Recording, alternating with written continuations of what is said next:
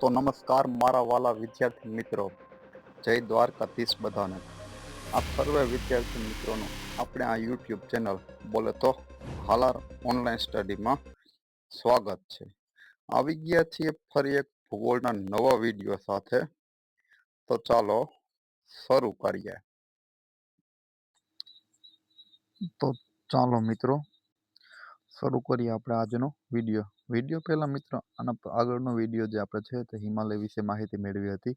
હિમાલયને આપણે કુલ પ્રાદેશિક ભાગો એટલે કે 4 ભાગોમાં વહેંચ્યો હતો, જેમાં કાશ્મીર હિમાલય, કુમાઉ હિમાલય, નેપાળ હિમાલય અને અસમ હિમાલય જે 4 ભાગોમાં વહેંચાયેલ છે તેની માહિતી મેળવી હતી. તેમાં આવેલા પર્વતો, તેમાં આવેલી શ્રેણીઓ, ત્યાં આવેલા તીર્થ સ્થળો અને અલગ અલગ તેની જે વિશેષતાઓ હતી તેના વિશે માહિતી મેળવી હતી. જો મિત્રો તમે એ વિડીયો ન જોયો હોય તો પહેલાં એ વિડીયો જોઈ લેજો. તેમાં આપણે જે શિખરો છે, જે શ્રેણીઓ આવેલી છે તેના સૌથી ઊંચા શિખરો તેના વિશે પણ માહિતી મેળવેલી છે, જે એક્ઝામની દ્રષ્ટિએ આઈએમપી છે. હવે મિત્રો આજે આપણે જોશું ઉત્તર ભારતના મેદાની પ્રદેશો. તો ચલો મિત્રો આપણે જોઈએ હવે ઉત્તર ભારતના મેદાની પ્રદેશો. મિત્રો મેદાની પ્રદેશ છે ઉત્તર ભારતના, તેને કુલ 4 ભાગમાં ક્યાં તો એક તો આપણે જે ભાભર છે તે, બીજું છે આપણું તરાઈ, ત્રીજું છે આપણું ખદર અને ચોથું છે બાંગર. તો આ 4 પ્રકારના મિત્રો મેદાનો છે જેના વિશે આપણે ચર્ચા કરવાના છીએ. એમાં પ્રથમ મેદાન વિશે મિત્રો એટલે કે આપણા ભાભર મેદાન વિશે માહિતી મેળવીએ.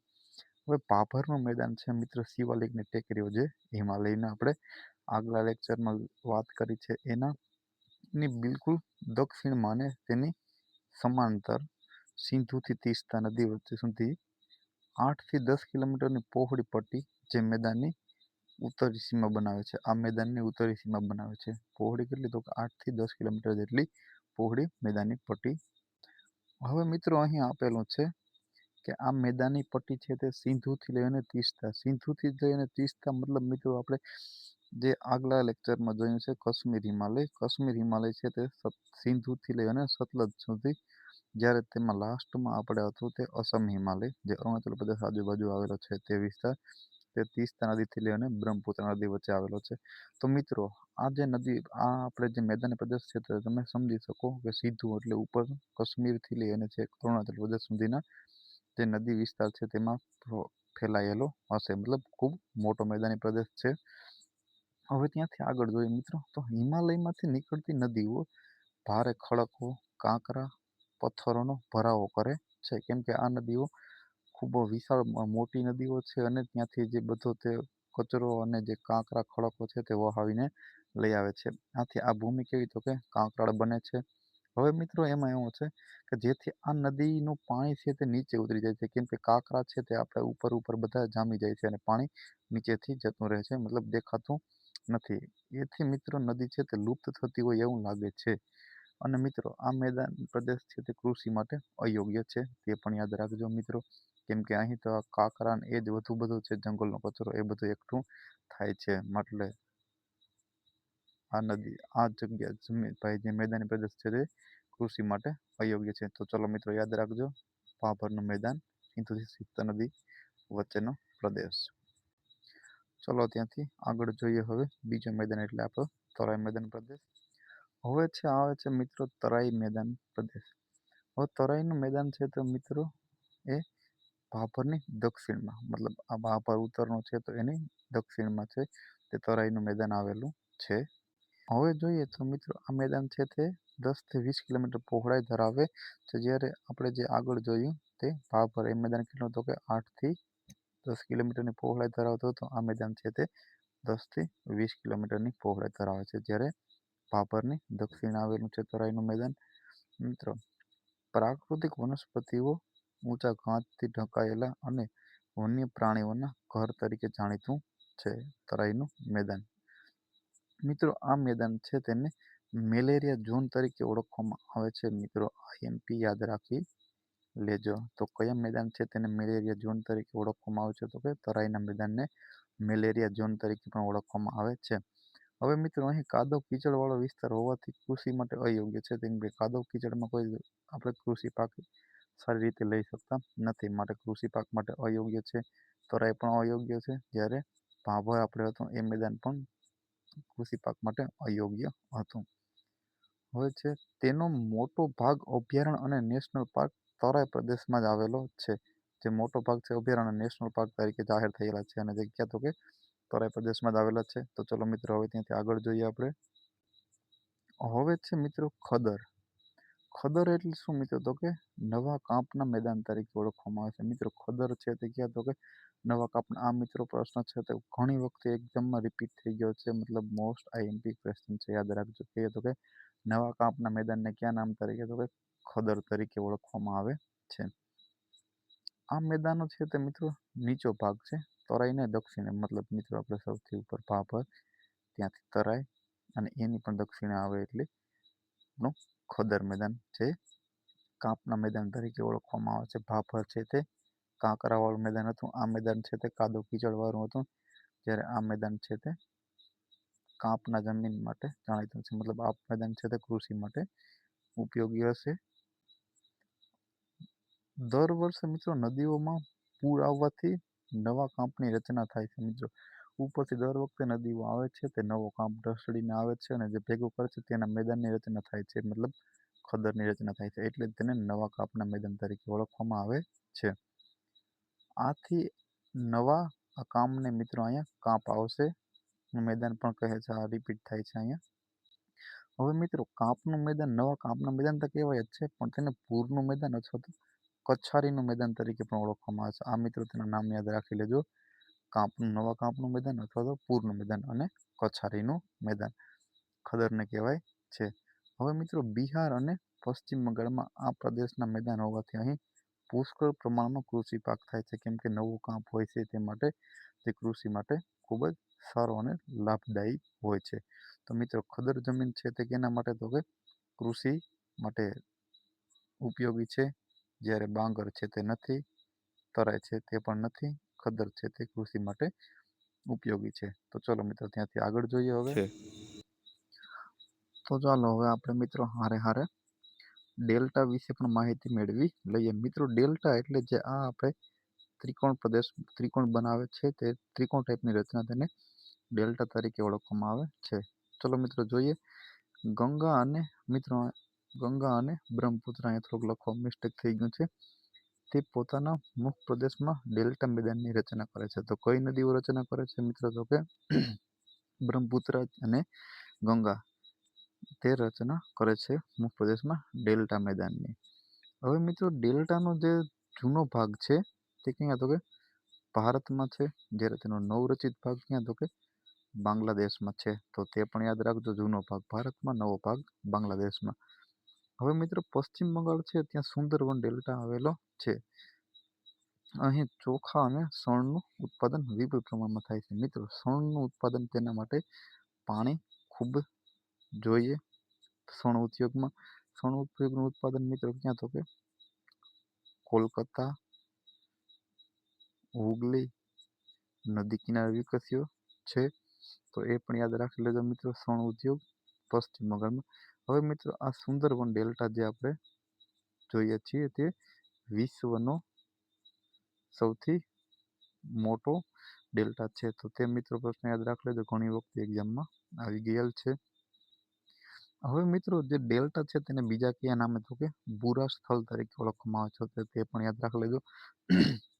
મિત્રો આ ગંગા અને આ બ્રહ્મપુત્રા બંને નદીઓ છે તે પશ્ચિમ બંગાળમાં ભેગી થઈ જાય છે. ત્યાંથી તેનો બંનેનો પ્રવાહ છે તે બાંગ્લાદેશમાં વહે છે. મિત્રો ગંગા અને જે બ્રહ્મપુત્રા બંને નદીઓ છે તેને ત્યાં બીજા કંઈક અલગ નામથી ઓળખવામાં છે. તેને કયા નામથી ઓળખવામાં આવે છે? તો તમને ખબર હોય તો ચલો તમે કોમેન્ટ કરી શકો છો.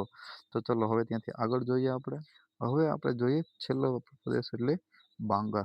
બાંગર એટલે મિત્રો આ મેદાનને જૂના કાંપના મેદાન તરીકે ઓળખવામાં આવે છે. નવા કાંપને કહીએ તો કે ખદર છે તે નવા કાંપની જમીન, જૂના કાંપની જમીન તો કહી તો કે બાંગર. મિત્રો તે મેદાની પ્રદેશનો ઊંચો ભાગ છે. ઊંચો ભાગ હોવાથી અહીં પૂરનું પાણી વર્તમાન સમયમાં પહોંચી શકતું નથી.